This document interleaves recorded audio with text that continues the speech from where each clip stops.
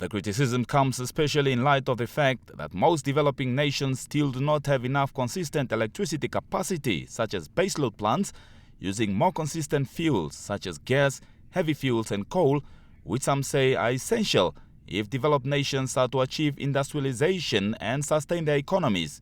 Research shows that in 2005, Africa only accounts for about 5% of the world's emissions.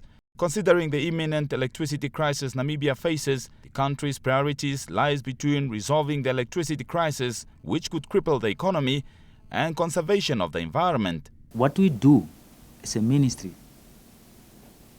and that is to look at, because generation of power is a listed activity in our environmental law. And many other, all these activities are unlisted. What we do is to ensure and to give some kind of advice on what to be done. We have experts who give advice, what to be done on this. That's why in production of energy, of course energy, in our NDC it's clear what to do, why we should not pursue this, but we have to do that. But we have to balance. That's why for us we have to get funding for us to do more. The United States in recent years discovered a technique called fracking, which is also receiving prominence in other parts of the world. It is a process of injecting liquid at high pressure into rocks so as to force open existing cracks in order to extract oil or gas.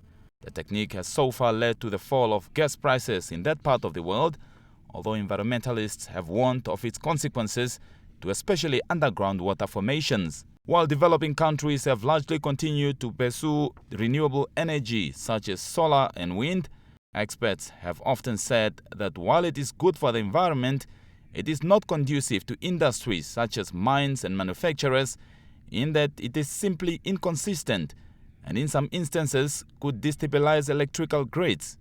Dr. Malan Lindike, however, seems not to agree.